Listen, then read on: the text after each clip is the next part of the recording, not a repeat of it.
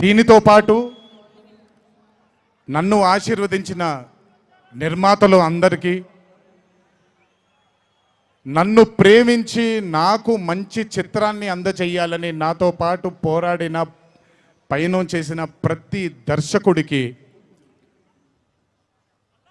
నా శిరస్సు వంచి పాదాభివందనాలు చేసుకుంటున్నాను. Thank you so much.